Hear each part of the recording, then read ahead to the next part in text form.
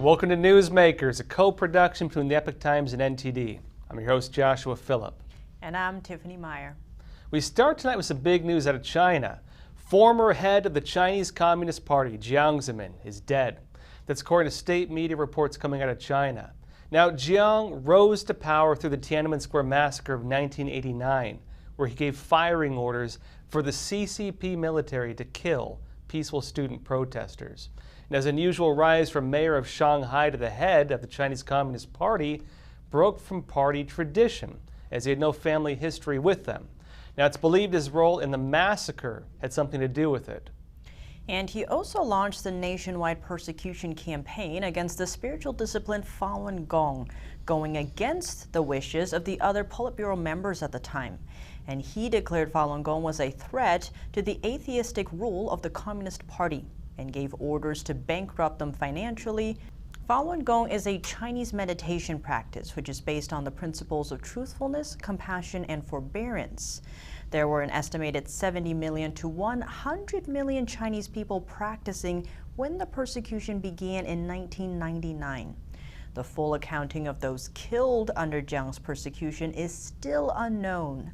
Jiang even created an extra-legal body known as the 610 Office to carry out persecutions unheard of in their level of brutality, including live organ harvesting from prisoners of conscience. Under Jiang, the Chinese regime also joined the World Trade Organization, boosting China's economy to the global stage. And also under him, Hong Kong was handed over from Britain. State media are saying he died of leukemia and multiple organ failure. He was 96 years old. Now, his death comes at an important time for China. People are taking to the streets to protest against the Chinese Communist Party. They're also calling for current leader Xi Jinping to step down. The regime, meanwhile, is responding with arrests, and it's also deploying authorities in medical garments. They call them the Big Whites. Now, CCP police, meanwhile, are going to homes to arrest protesters. Authorities are building large-scale concentration camps, roughly 90,000 people housed in one of them. Could be. And under the label also of a COVID camp. Now, the CCP has reached an impasse. Despite the threats of violence and arrest, the Chinese people don't seem to be backing down. So what does his passing mean, given the current backdrop of protests breaking out across China? And joining us now to help shed light on all of this is China expert and spokesman for the Falun Dafa Information Center, Ping. Ping, thank you so much for joining us. Thank you for having me here. So to begin, in the obituaries to Jiang, most are actually giving him a lot of praise, crediting him with China's economic rise. So is this the case, though? Well, I think many people are overlooking some of the things that he has done. As you mentioned earlier, that he came to power because of his contribution to the Tiananmen massacre in 1989. And there are two legacies attributed to him. One is the persecution of Falun Gong. The other one is in systematic corruption to sustain the persecution and maintain his power.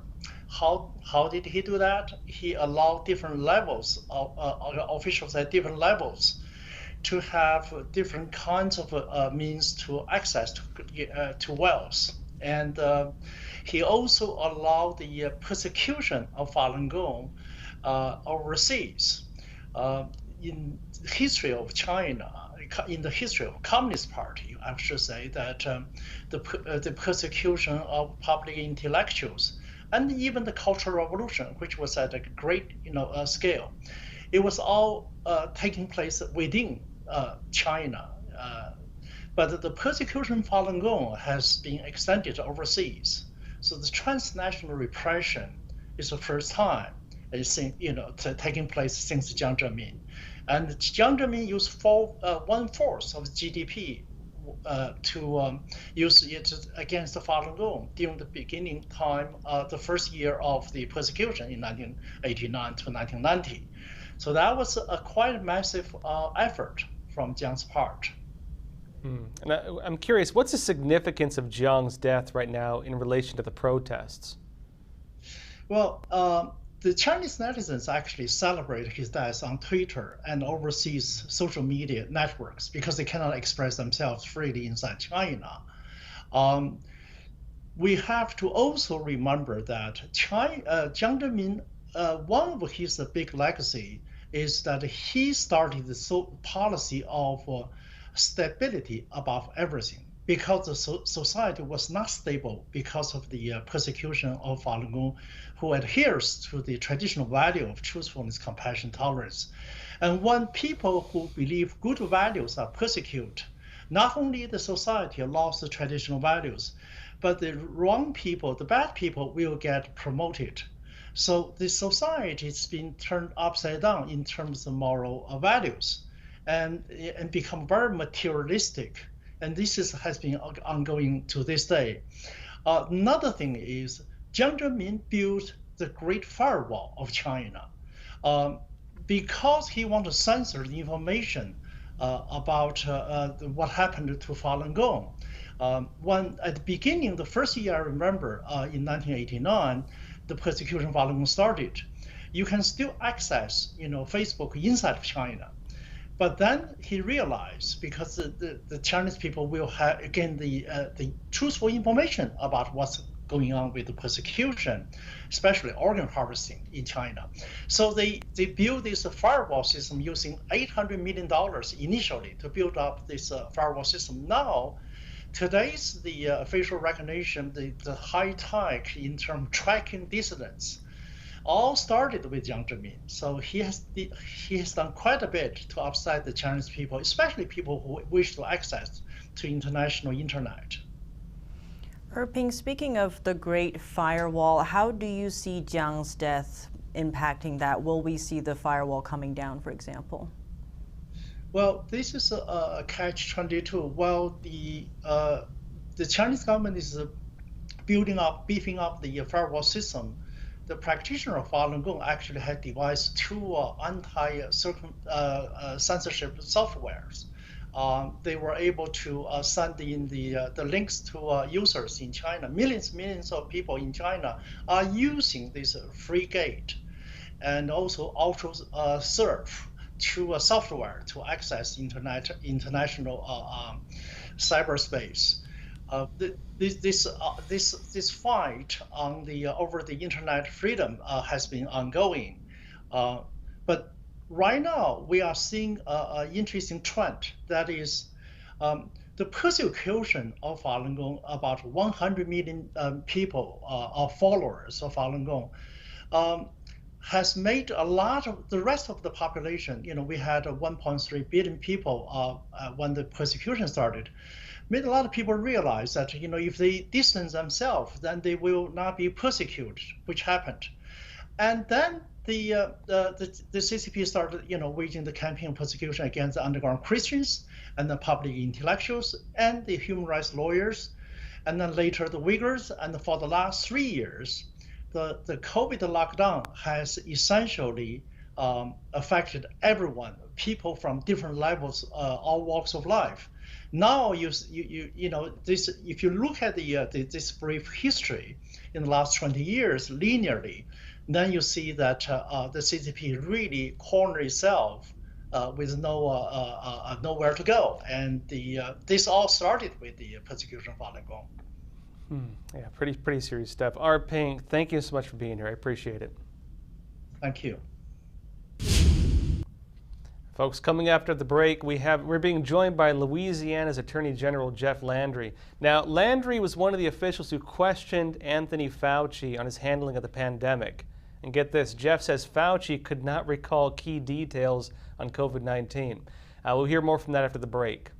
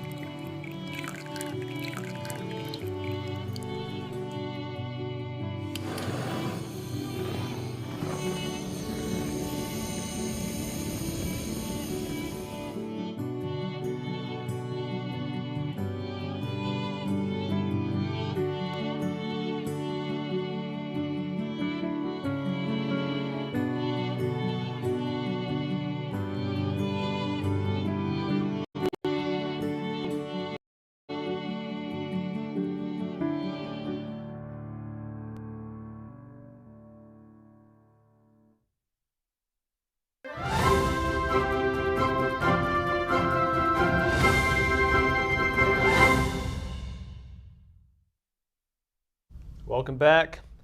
Anthony Fauci, head of the NIAID and chief medical advisor in both the Trump administration and the Biden administration, was deposed by the attorneys general of Illinois and Missouri in a lawsuit.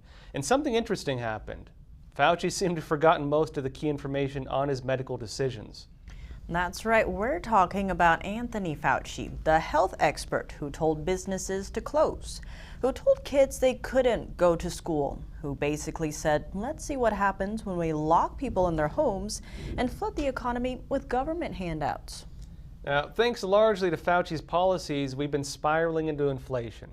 Record high mental health issues with kids, test scores that are at the lowest levels in 30 years, and he claims now he cannot remember key details on these policies.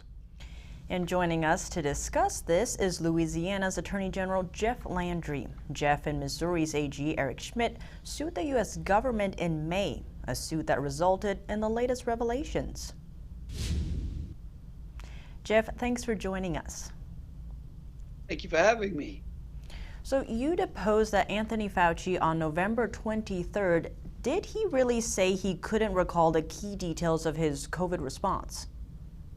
There were a lot of times when Dr. Fauci made the claim that he couldn't recall key issues when we presented documents, some of those documents being emails that were actually his emails back and forth to different folks that as they were discussing the origins of COVID-19,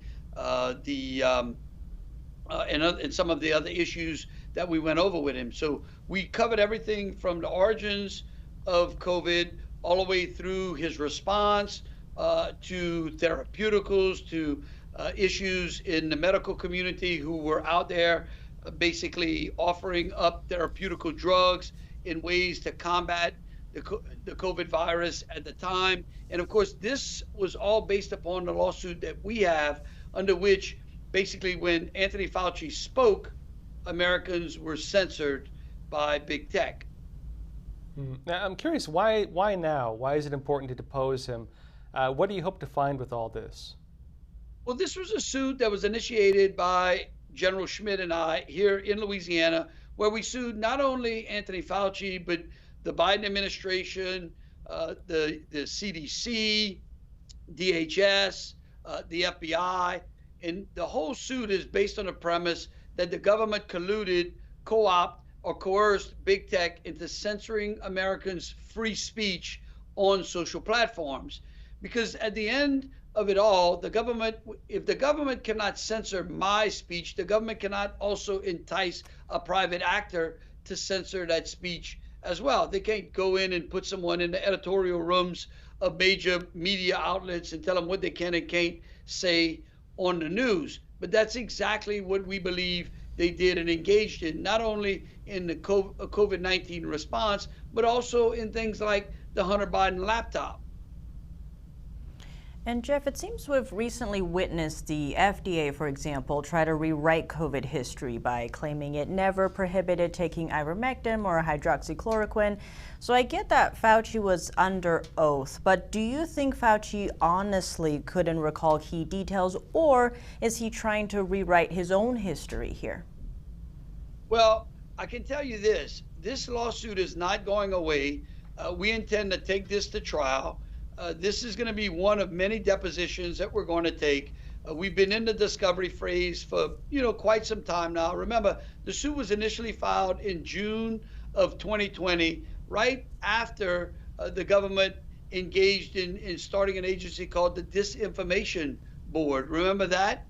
And so, again, this is part of the problem that we have in America today. This is where the government is going out there and censoring Americans' ability to speak to one another on social platforms, utilizing the social platform in a way to manipulate the American public into a one-size-fits-all policy. You know, one thing I saw Fauci admitted to in his deposition, China was the inspiration for the lockdowns. Can you elaborate on what that really means for us? Well, here's what I'll tell you. I can't go into the details of exactly what transpired during the deposition, the specifics about it. However, that transcript we're hoping to make public in the near future when we file it with the court. And then, of course, we'll file the video as well. And then the judge will decide whether or not it will be unsealed. I believe the judge will unseal it. I believe the transcript will be made public. And I think there'll be a treasure trove for folks just like yourself and also members of Congress to go through, where we can hold Anthony Fauci accountable for some of the things that he did during the COVID-19 response. And so Republicans took back the House in the midterm election, and they're saying they plan to go after Fauci. So what might we see from this that we didn't get when Democrats were in charge?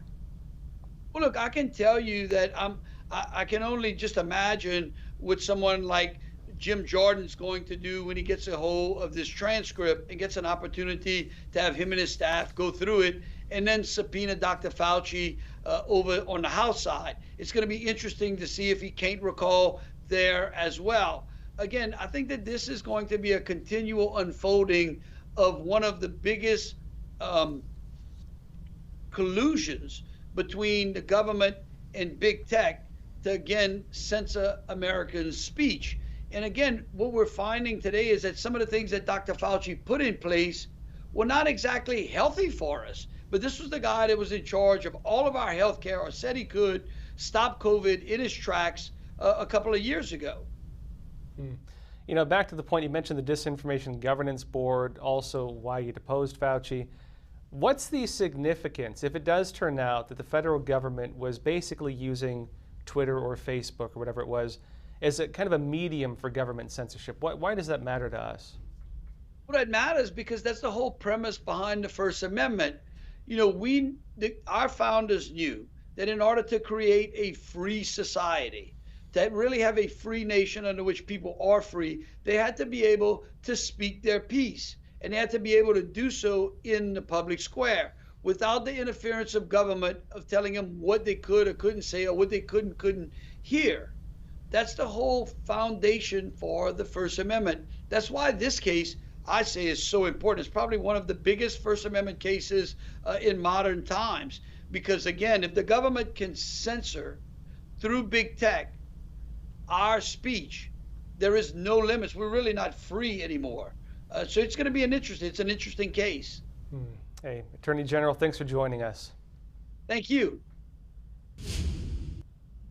And speaking of China and us following in their footsteps, coming up after the break, we turn to the protests happening across China.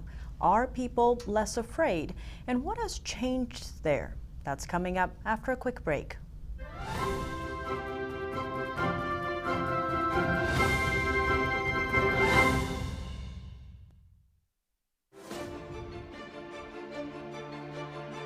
Everything that's reported on television isn't always true,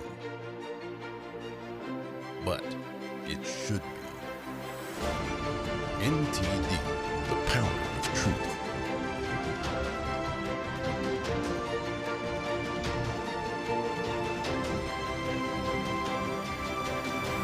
Now available 24/7 on television and streaming platforms. NTD's Capital Report. It's about getting answers, cutting through the fog of politics. It's about your questions and our chances to ask. What is the net impact of the American? Congressman Graves, thank you for joining us. We're speaking to those in power to find out what does this mean for the people. We're here so you're in the know. Navigating a world of economic madness, you need to have the right guide. What did today's decisions mean for your tomorrow? We ask why. What's the alternative? Uncover the deeper reasons and the hidden influences, and highlight the real opportunities for profit. At NTD Business, we connect the dots for you. Good evening. Thanks for joining us. NTD Business. I'm Paul Green. At The Nation Speaks, we don't just scratch the surface. We want to go wide and deep. our viewers come away with a much richer understanding of the issues of the day. We really make a big effort to bring on different voices onto the show. We don't just talk to experts and newsmakers, which of course are extremely important, but we also want to hear from the American people. So the people who are impacted by the policies and issues that we're talking about, because what they have to say is just as important to the national conversation.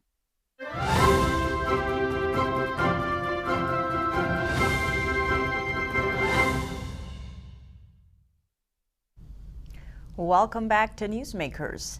In the United States, most people have accepted that COVID is endemic and have returned to living their lives. But in China, the CCP is pursuing a zero COVID policy. Now, they're literally welding people inside their homes. Now, that's just horrific, and it turns out deadly. When a fire broke out in China's far western Xinjiang region, people welded inside their homes couldn't escape the flames. Officially, at least 10 people have died in the fire. In reality, who knows how many really perished? People are angry, understandably. And it looks like the fire was the spark that set the rest of the area ablaze. Protests broke out around the country, with protesters now calling for freedom. Some are even demanding that Chinese leader Xi Jinping step down. It's a bold move in China. In response to the protest, the CCP deployed its riot police. Senior investigative reporter Nan Su joins us to discuss what's happening there. Nan Su, thank you so much for joining us. Well, thank you for having me today. Given these protests happening across the country, what has changed to embolden people there to speak out? It seems we haven't seen this scale in decades. So what changed? Are people no longer afraid? Well, people still afraid. The communist government is the most brutal government machine in the entire history of mankind. So the people still afraid of the persecution. But however, it's all this accumulated anger. The anger accumulated all these 3 years on and off lockdown, people being locked down in their home and in their office, in different locations. The entire nation feels like a big jail. Everybody lives their life like a prisoner.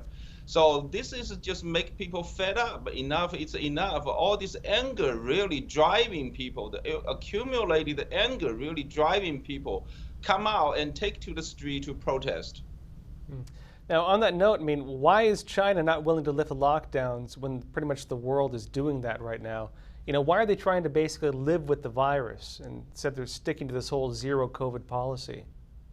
Well, this is a wonderful question. Now, what happened is in the past 3 years, Chinese government really trying to use this lockdown policy to deal with COVID.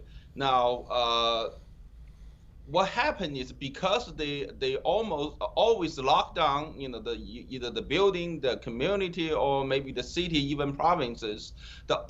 Generally, overall, total infected cases in China, it's kind of like generally speaking, it's lower than the total cases in the Western world.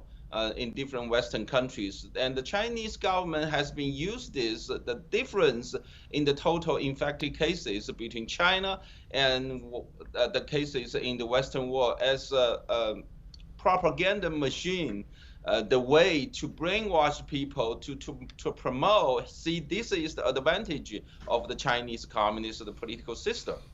So now, as the world really move away from the COVID, find a way to coexist with COVID, and the communist government really find themselves, put themselves at a corner. So they want to get out, but while they can't, because if they turn around to learn how to deal with COVID in the Western way, then it's kind of like a backlash to their propaganda. And it seems the current protests are going beyond just these zero COVID policies, because demonstrators are also calling out and the CCP and for Chinese leader Xi Jinping to step down. Do you see these protests being enough for that to happen?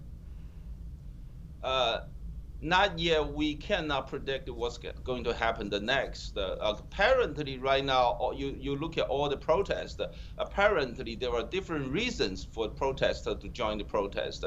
There are a lot of people joining the protest just because of the anger. just because some of them are financial reasons. This lockdown, people stay their home. Some of them cannot find work, so financially their life is not sustainable. So there was a lot of people protesting really just against the zero COVID policy. But while we also see a lot of people, especially young people, students, college students, university students, they come out, they really protest for political freedom. They want democracy. And they even call the Chinese Communist Party step down and Chairman Xi Jinping step down. So you have people with different reasons behind them joining the protest. We don't know what the next move will take place in the protest. Will one of these reasons or of this cause will become the charging statement? I think before more people really realize it's not a zero COVID policy, but it's really the communist government, the communist party that's causing all the problem. I don't think it will be enough to make the big change like a communist party to step down. But however, things is definitely moving towards that direction. Well, and given that too, you mentioned two sides to this. On one side, of course, the CCP is not going to let go of their policies. On the other side, people are not just protesting against the policy, it's against the CCP itself. What effect will these protests leave in China? How do you see this unfolding? Well, I think once the protests take place, something is going to change. The entire chemistry is going to change. First of all, people find they will start communicate with each other. They will have less fear, especially the young people. They haven't done this before. They never had this kind of experience before. But now they are out there. They are all together. They start communicating to each other. They will find all of a sudden find. I'm not the only one thinking of this. Other people ask the same thing that I'm asking for. So I think sooner or later, may not be tomorrow, may not be next week, but sooner or later, the protests will be escalated to the next level. Hey, Nan Su, thanks for being here. I appreciate it. Thank you for having me. Now, coming up after the break, we're being joined by Tony Cardwell. Tony is the president of the Brotherhood of Maintenance of Way Employees Division. Now, he's here to discuss the threat of a railroad strike and President Biden's response. Don't miss it.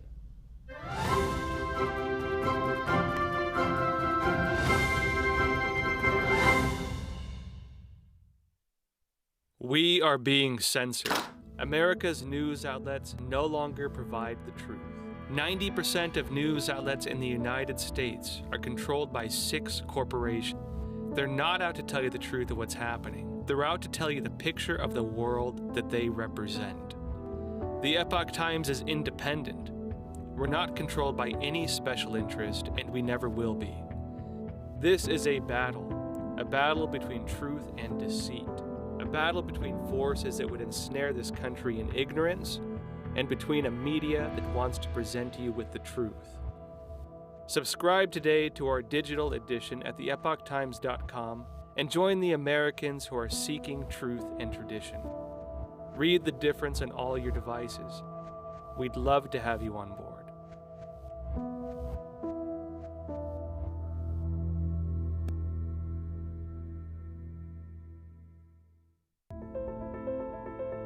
Good evening. Thanks for joining us. There's reporting that can be trusted. There are programs that can inspire every generation. There is a television network worth watching and sharing.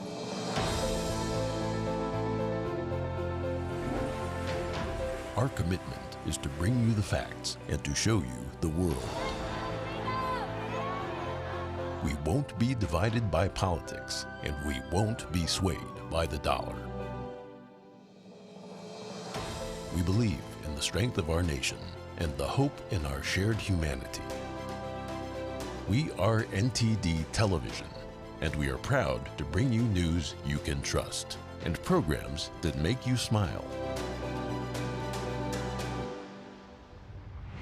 NTD Television, now available 24/7 on television and streaming platforms.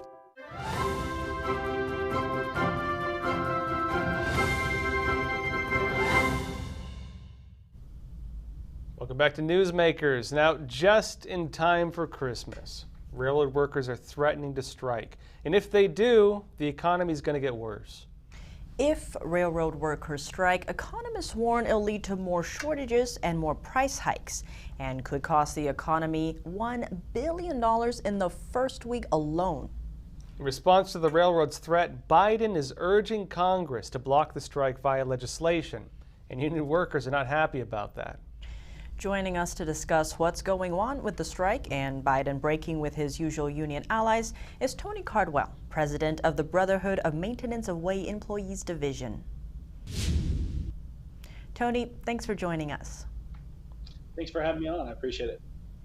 Tony, your union represents some of the hardest working members in the railroad. We're talking about the guys and girls who maintain the track, bridges, etc., and they want paid sick days. Right now they have 0. And they want at least 4. That's what the proposed strike is over, correct? That is correct. We have, for 55 years, we've been trying to negotiate sick leave into our agreements, and we've never been able to achieve sick leave. The pandemic exposed a definite problem. Our members were being sent home and quarantined, or when they fell ill, they were home and they were not receiving compensation for the time at home. So our goal is to fight and get sick leave.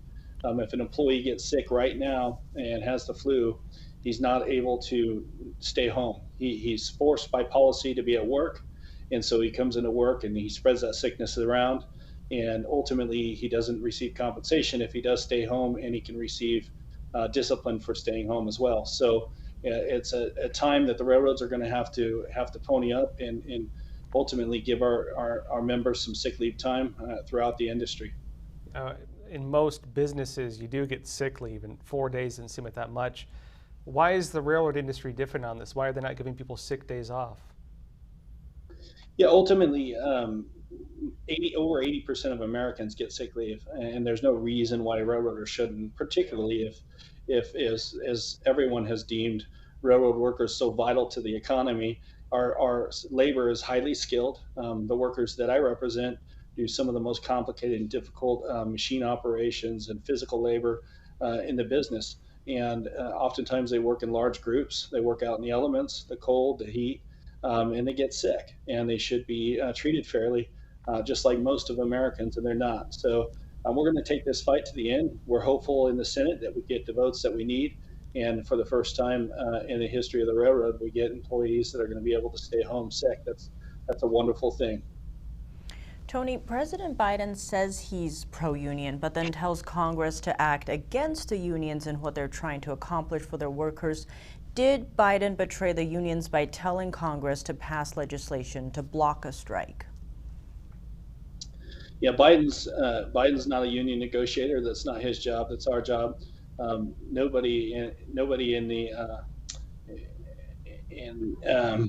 politician should get involved in our business. Unfortunately, the Railroad Labor Act allows them to do so, and the decision that he made was not a good decision. He should have stood with workers.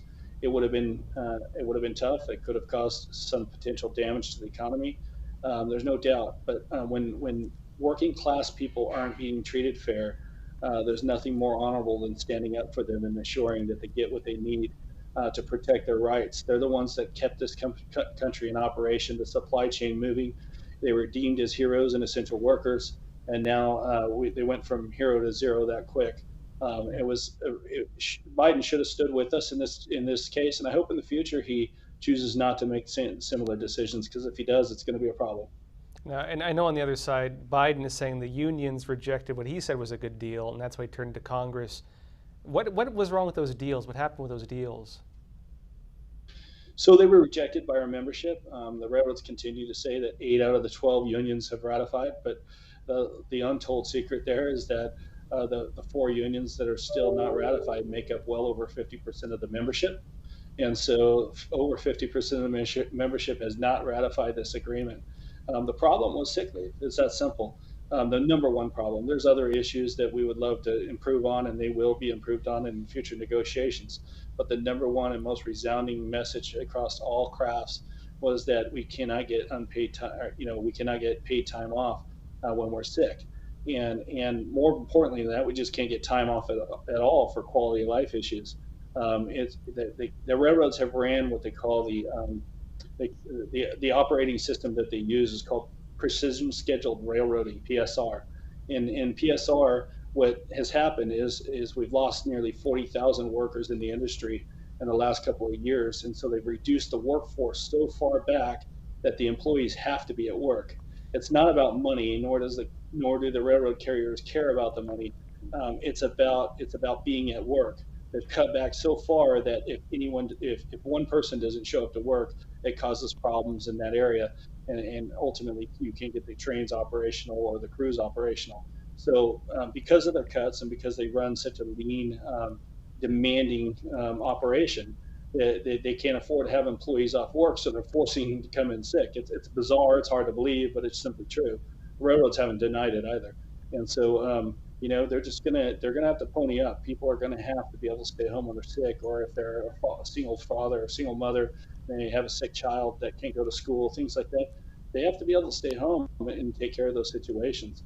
That's a quality of life issue that everyone deserves in America, and definitely some of the hardest working Americans, they definitely deserve it. So on we'll that stand note, with the work. on that note, real quick, what do you want to see happen? So look, this is for us. It's not a partisan issue. It's going into the Senate as early as tomorrow, and our expectation is that we get Republicans and Democrats alike to stand with us on the issue. These the 115,000 members that all of the crafts represent are living and working in these representatives' regions and territories. These representatives need to come to the table and stand with us, and ultimately give us the sick leave through the legislation and vote for this. We expect the Republicans and the Democrats to stand with the working class Americans, and not the duopoly railroads. It needs to change. They need to stand with the blue collar workers and support us on this issue. It's a nonpartisan issue, so we hope to see the Republicans stand and vote with us tomorrow or the next day whenever they do vote, and support our people and support their constituents. Hey, Tony, thanks for joining us. Thanks for having me on, guys. I appreciate it. You guys have a good night. And coming up after the break, we're joined by Will Hild. Will was featured in the Epoch Times' new documentary about the multi-trillion-dollar merger between corporations and the government. Their goal, a brave new world of climate and social justice. But Will's company is fighting back. You don't want to miss it.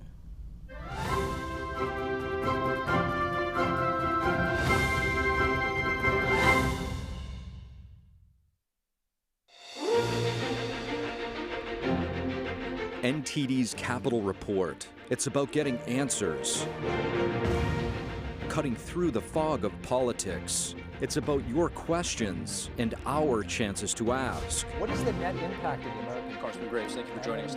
We're speaking to those in power to find out what does this mean for the people. We're here so you are in the know. Freedom is not free, and neither is the truth. In order to bring you the facts, our reporters are out there on the front lines getting the true story. Some of them served 10 years of prison in China. We've been censored on social media. Our Hong Kong printing offices were set on fire, and we've been repeatedly attacked by the Chinese Communist Party. But no matter what, we believe that you deserve the truth, and so we continue to bring the truth to light. Head on over to getepic.com and try honest journalism that is based in truth and tradition. We'd love to have you on board. It's just clear as day. The media, whether it's broadcast, cable, or print media, has become extremely biased. And I started looking online for alternative ways to get information. And I saw an ad for a free trial. And I looked at it and I said, Epoch Times? I mean, come on, this is end of days type of stuff. I mean, what are they going to be talking about here? And I said, well, it's a free trial. Let me dig in. Is it giving me both sides? Is it giving me an objective point of view here? I have looked for opportunities to see where they might be biased, and I don't find it. It has given me a level of trust in media that I didn't think I'd ever get back. I love the Epoch Times because it has renewed my faith in the idea that a reliable, responsible, non-biased source of information is available. And I can say that I love it because of that.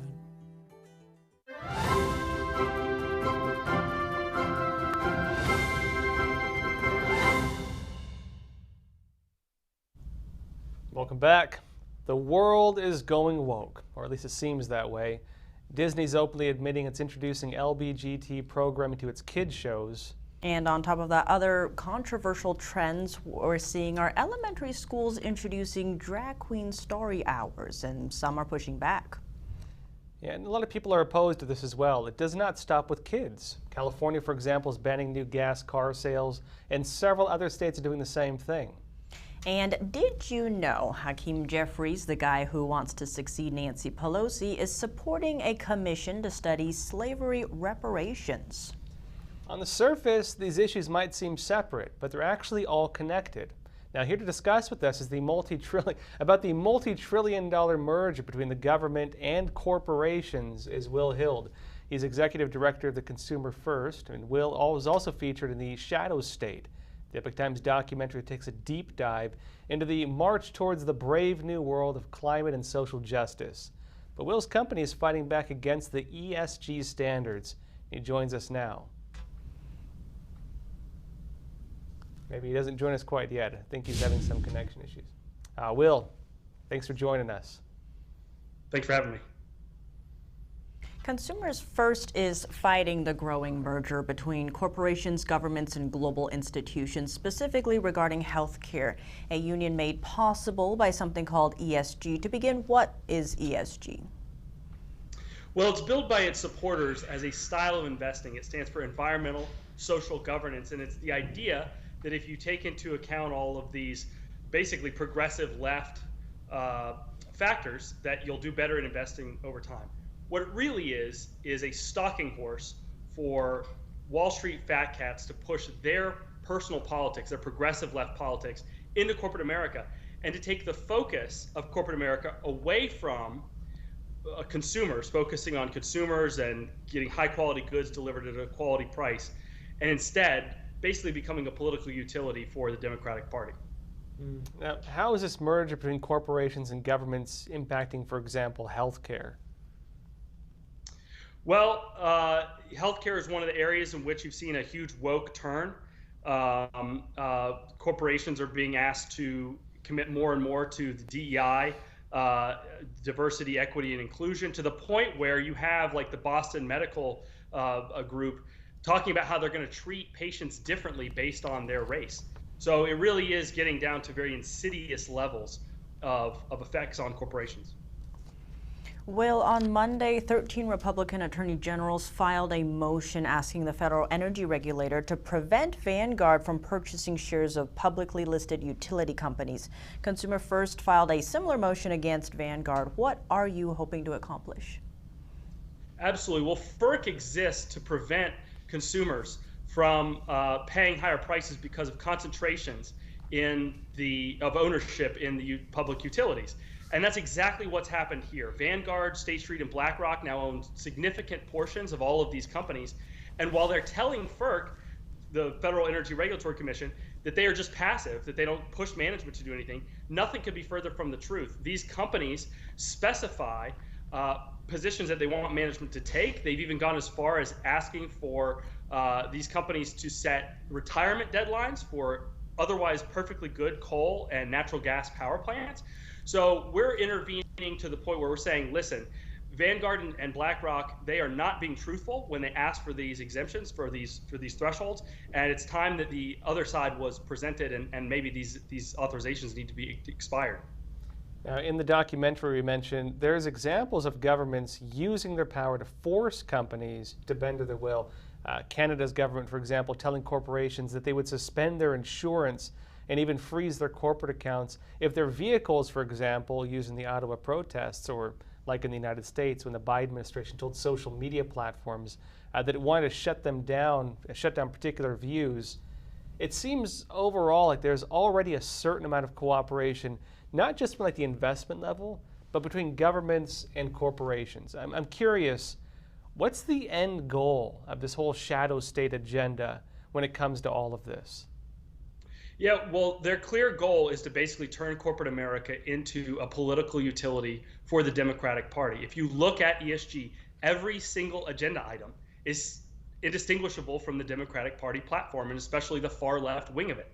So it's anti-human. It is going to decrease our standard of living, increase our cost of living. And that is absolutely the end goal, is basically just to turn corporations into another political utility, the same way they've done academia, the K-12 education space. They want to do the same thing to corporate America. Will, how do we come back from this then? It's a great question. Well, you're seeing a huge amount of pushback just in the last 12 to 18 months. BlackRock is under a multi-state investigation by the same number of 19 AGs, even more than motioned in this FERC issue. Morningstar, one of the bond rating companies, and you're seeing states sue the federal government as well when they push ESG standards at the OCC or the MSRB.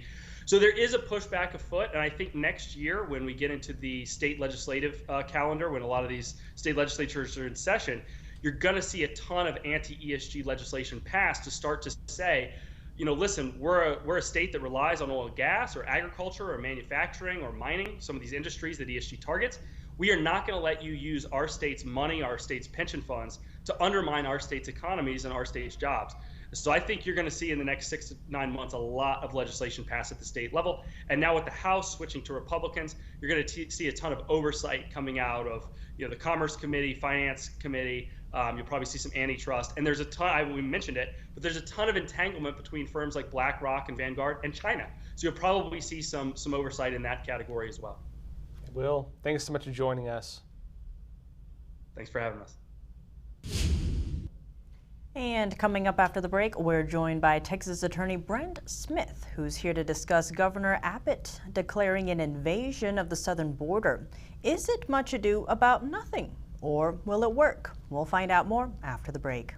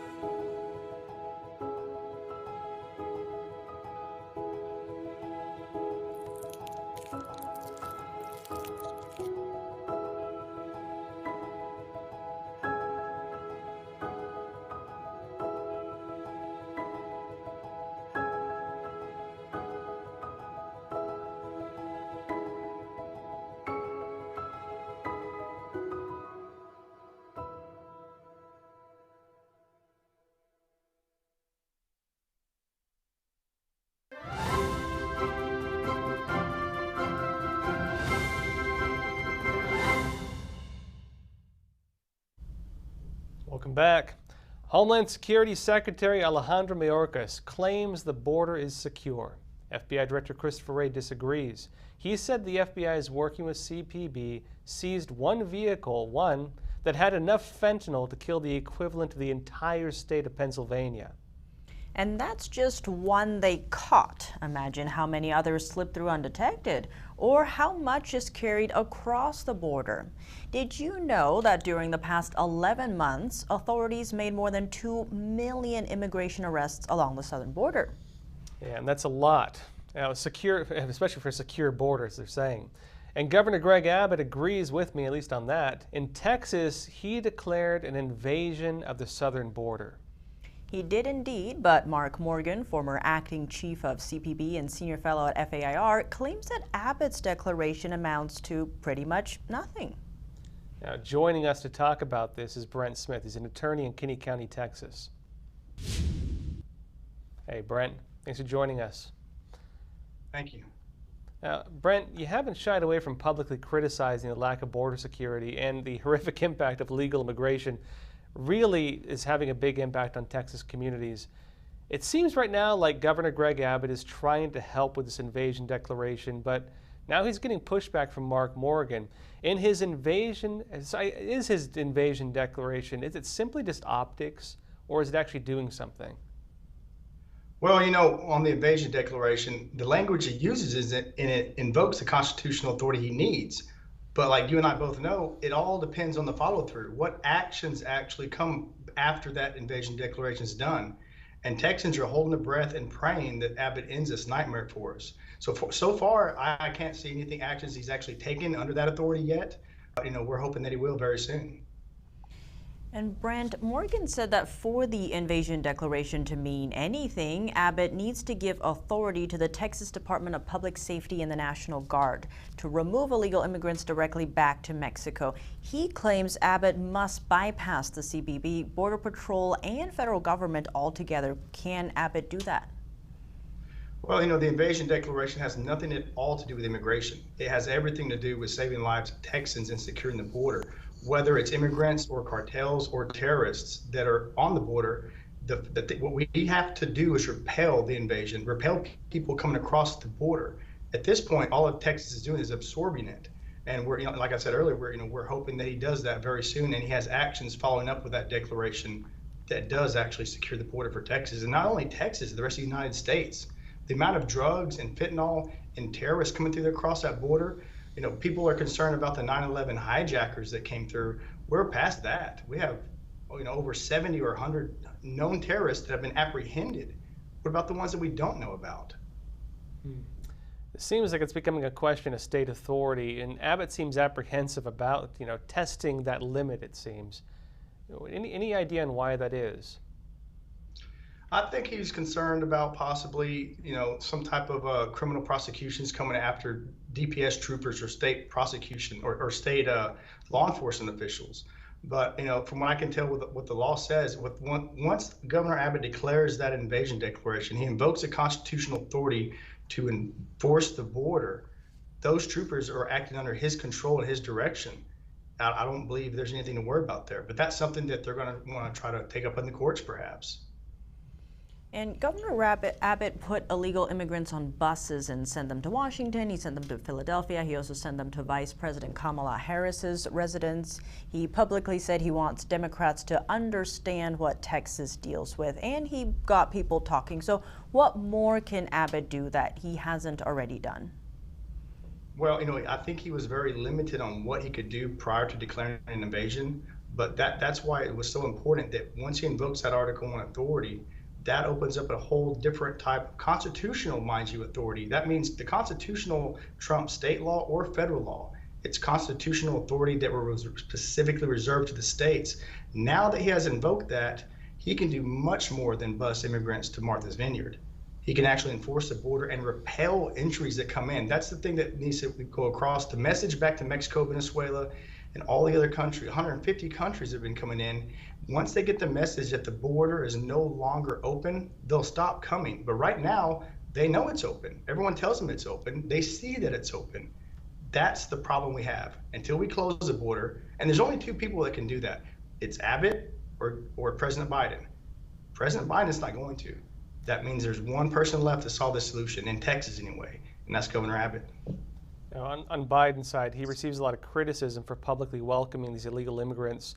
Republicans accuse him of causing an increase in illegal crossings, in part because of his rhetoric, of course, and Governor Abbott is doing the opposite. Do you think he's declaring an invasion to possibly ship illegals back to their country to try to discourage people from crossing into Texas in the first place? In other words, do you think this can actually solve this issue if he does do this? I believe it'll solve it for Texas. You know, let's say Abbott does everything he needs to do to secure the Texas border. They will no longer come into Texas, but you still have Arizona and California that they are going to go to. But as a Texas resident, you know, we're worried about Texas first. You know, so yeah, at the end of the day, unless the other states do that as well, they'll just go to the other states where they can still get in. But as far as Texas goes, we're not going to put up with it, and we're done with this nightmare. Brent Smith, thank you so much for joining us. Thank you. Despite what we make of Governor Abbott's actions, Texas is doing more than any other state, for the most part, to combat illegal immigration. It's too bad we can't be said for the federal government, but maybe with Republicans controlling the House, we'll see some headway into illegal immigration reform. Not that it could go anywhere with Democrats holding the Senate and the presidency, but at least starts a conversation. And that's all we have tonight, folks. Thanks so much for tuning in to Newsmakers. See you all next week. Take care, everybody.